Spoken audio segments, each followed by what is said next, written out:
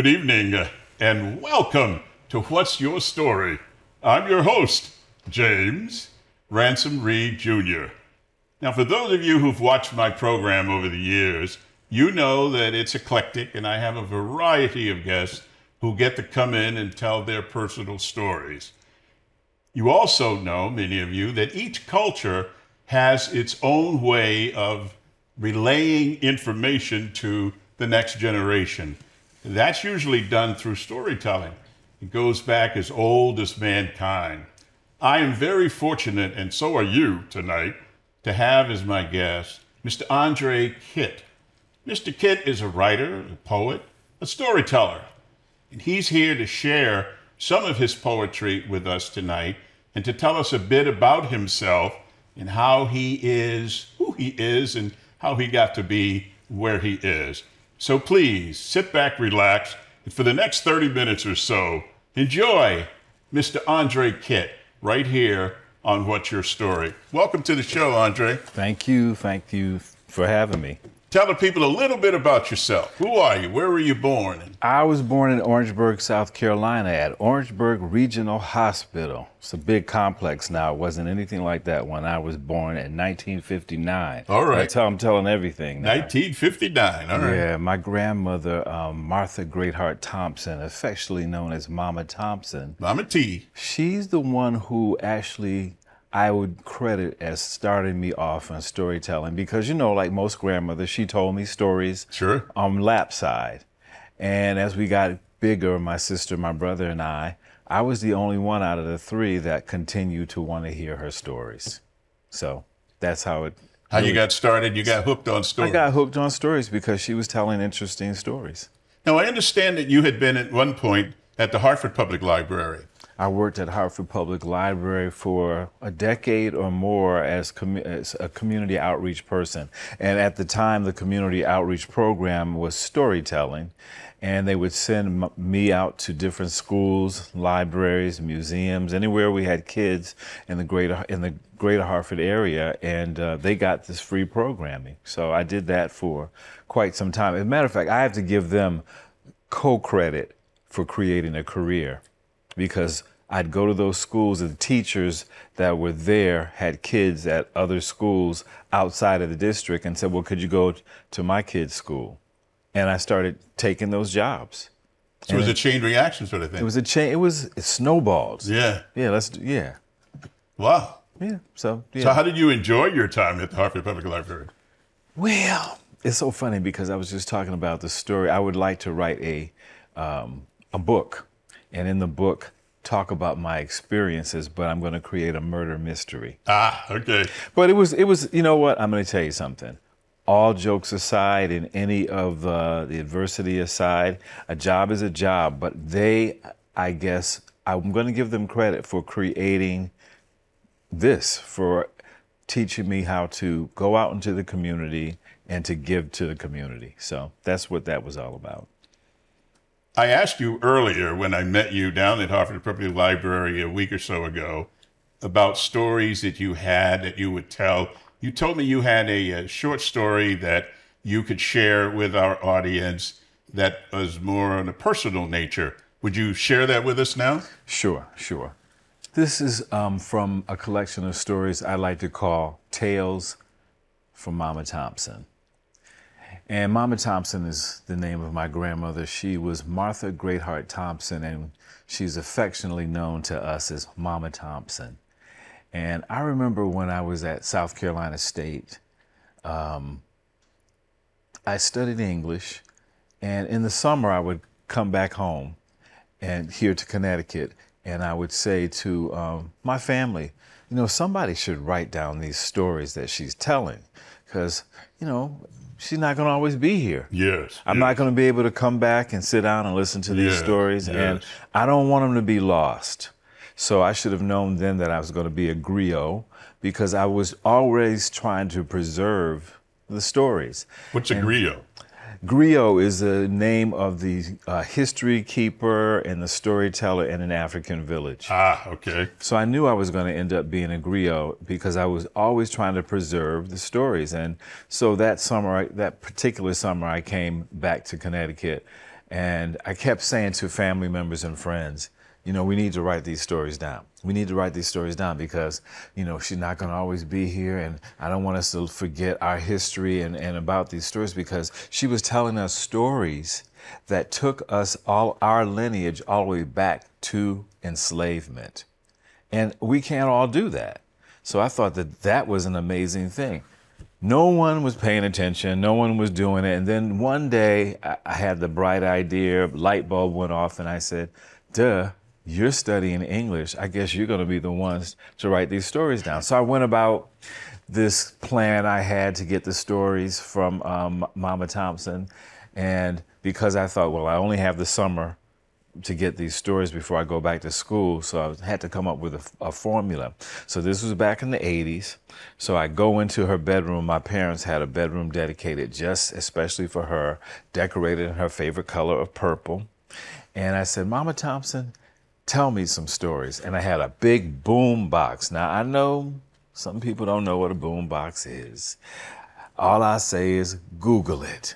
You'll see what a boombox is. And I wasn't carrying it like that, because certain ways you had to act in our family, and one of those was not from the street. So I went in with the boombox, I put it down, and I said, Mama Thompson, tell me some stories. And she said, expletive, expletive, tell me some stories. Mm-hmm. So she wouldn't spill. She wouldn't tell us stories. Okay. And that's when I realized, I said, oh, she is only going to do this when she feels like it, not on demand or command or any otherwise. Yes. So I started trying to figure out ways to get these stories from her. I only had a certain amount of time.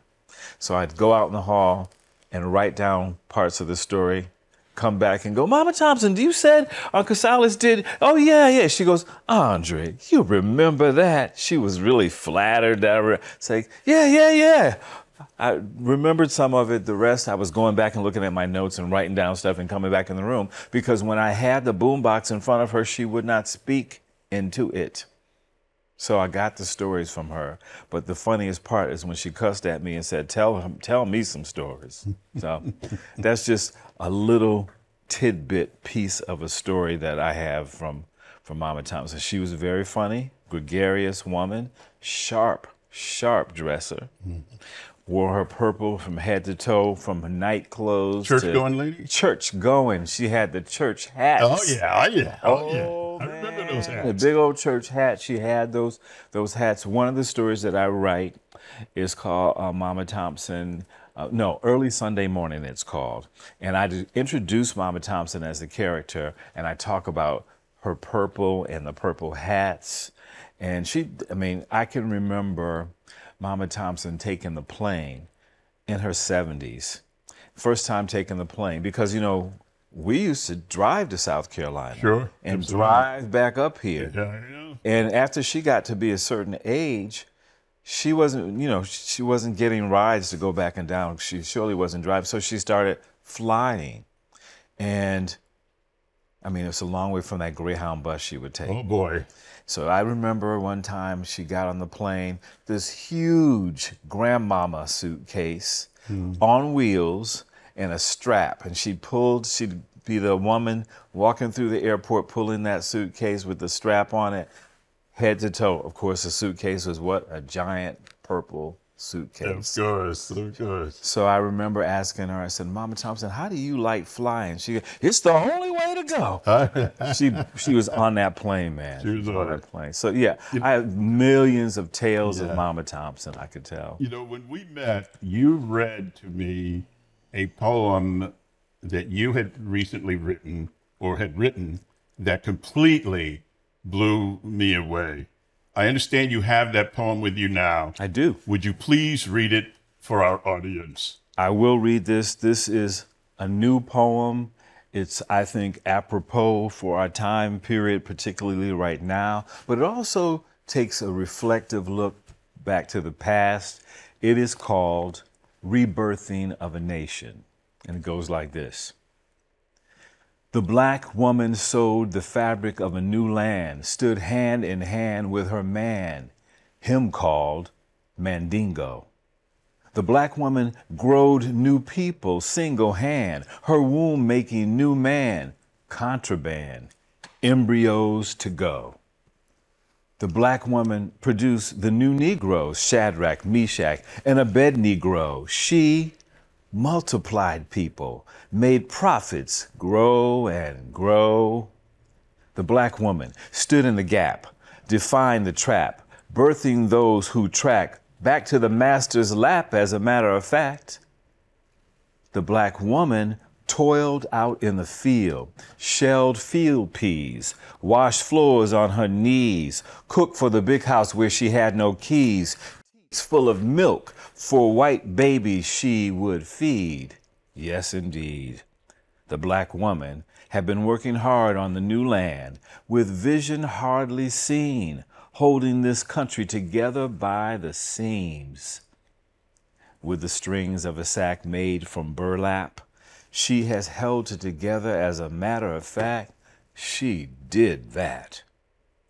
Harriet reached back and led so many to freedom, the evil bondage of slavery's redeeming.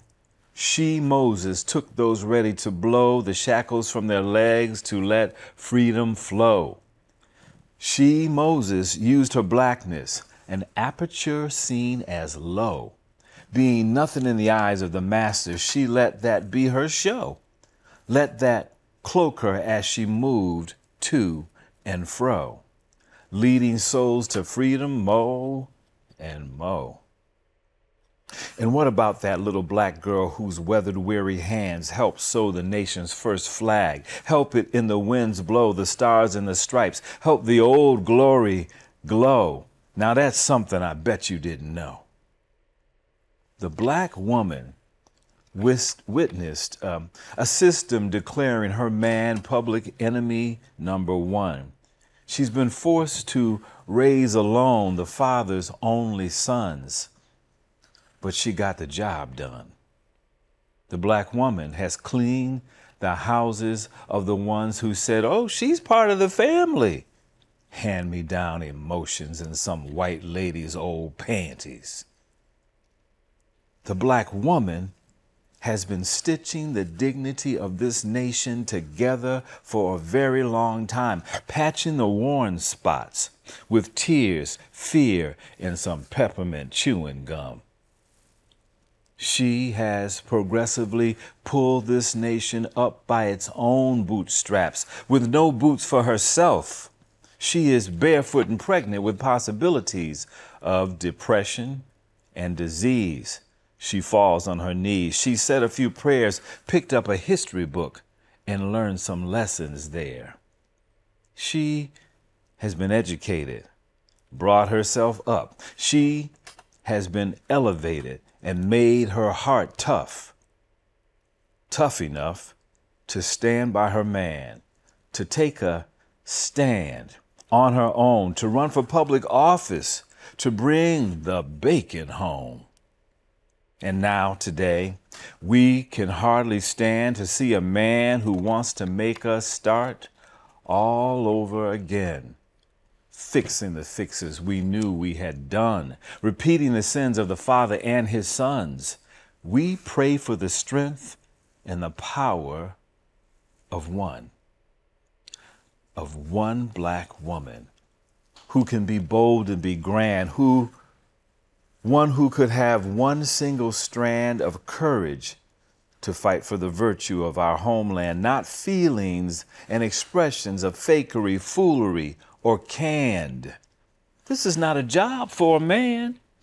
They've had their chance. So get up and band behind a black woman fighting for all folks across our land. And once again, it's up to her.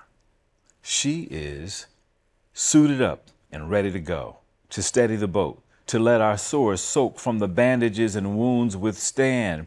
Opened up too soon, she threads her needle and starts singing again. Amen, amen, amen, amen, amen, amen. Wow. Now you see why he's here tonight. Every time I hear that, I get chills. every time he reads that, I get chills. Wow. I hope you enjoyed it. Andre, what can I say after that? I mean, it was just superb. I appreciate really, that. really thank you for coming here and sharing that particular poem. And as you said, it is particularly apropos today. Yeah. It gives us cause to pause and think and appreciate the history we don't know, and to understand each other perhaps on a better level than we do currently. That maybe in the final analysis, like Dr. King said, we will all learn to live as brothers and sisters, or we will perish as together fools. as fools. Yeah. There's no alternative. Yeah. And so I will probably have you back at some point in the future to talk about this. But there's one other point I want to make with you, and I want my audience to understand. There are so many components to the human being that touch us. I'm sure you would agree with that. Of course, yeah. The written word has always been able to do that. The spoken word has always been able to do that. I think back over the history of orators in my time, Dr. King, Malcolm X, John Kennedy's writings on civil rights, Abraham Lincoln's writings.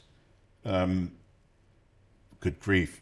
You can't forget Why the Caged Bird Sings, Zora Neale Hurston's. You just read and know that these people felt and lived and experienced what they wrote about. How have your experiences gotten you to where you are today?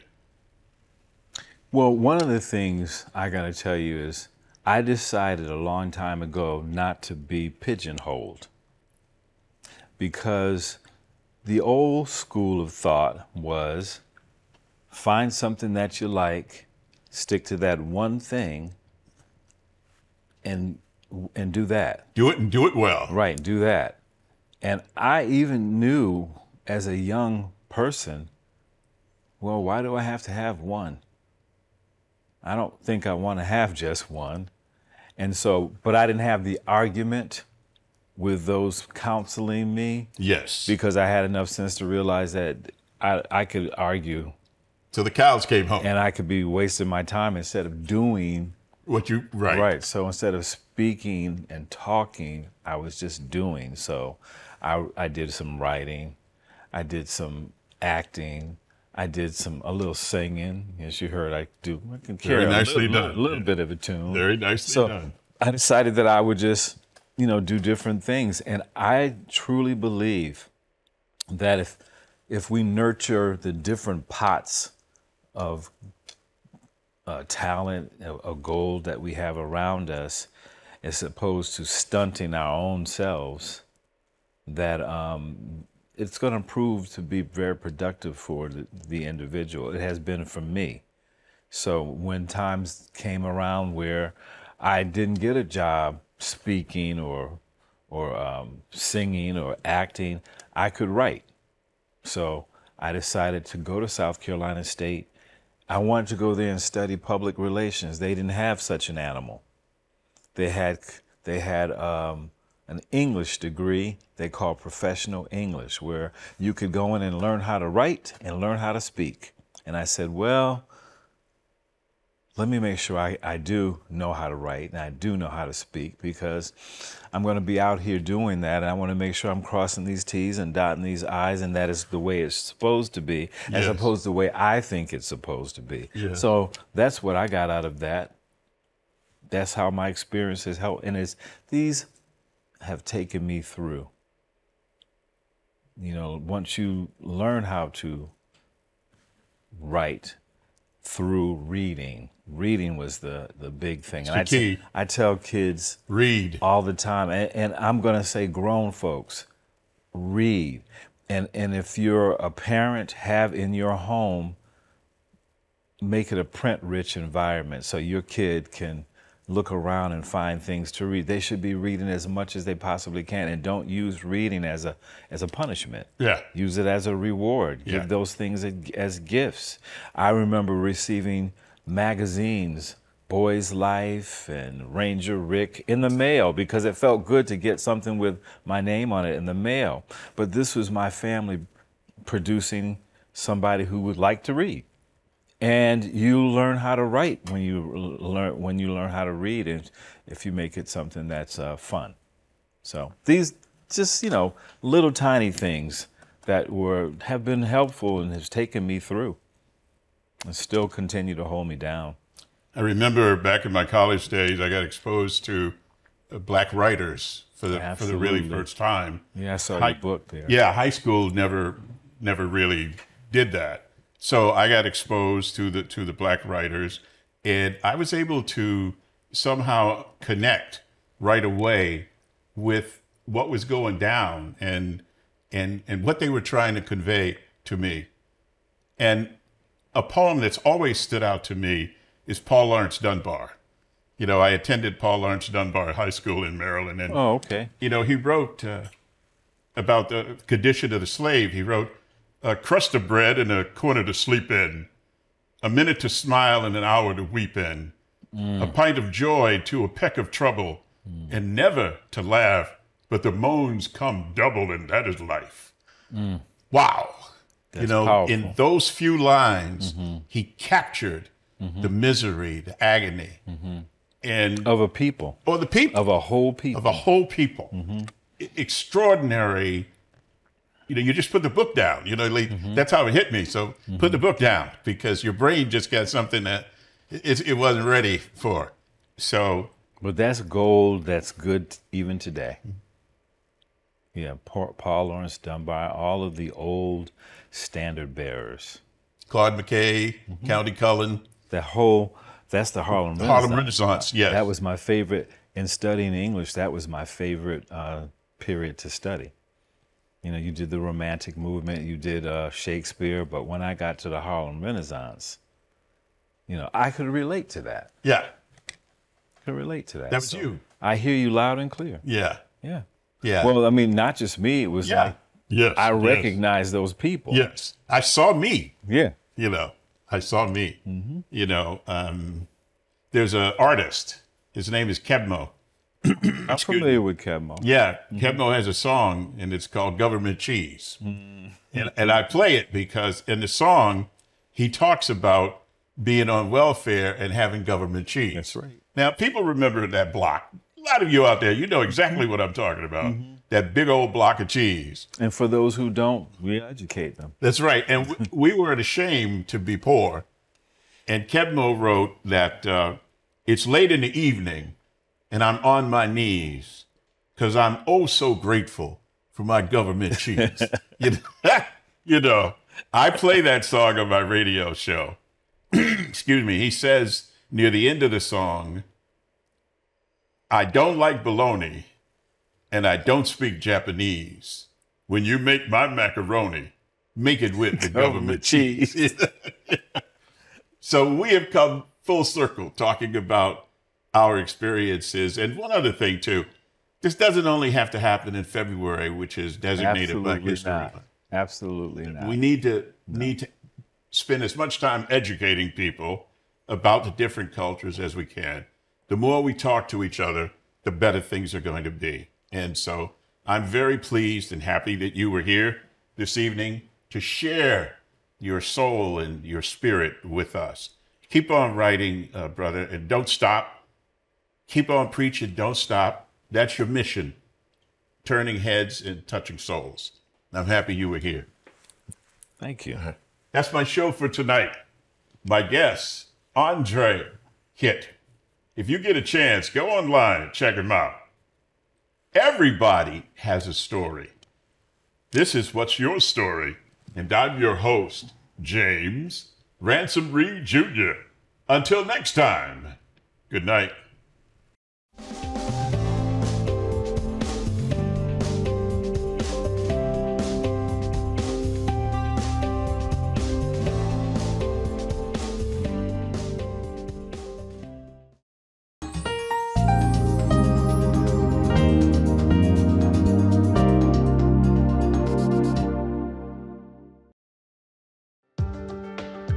Step into our store and discover a stunning array of dancewear.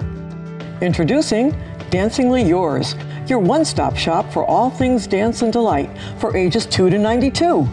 From tiny tutus to energetic tap shoes, our store is a treasure trove of dance essentials.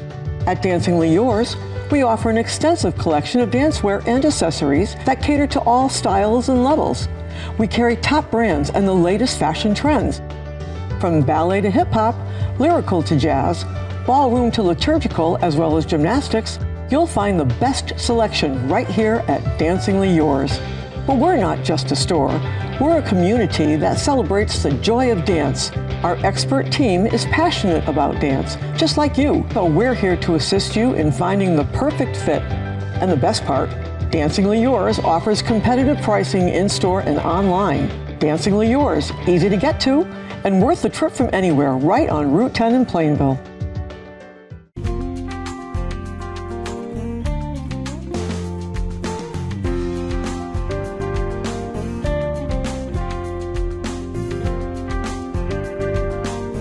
Follow us on Instagram at nutmeg.tv.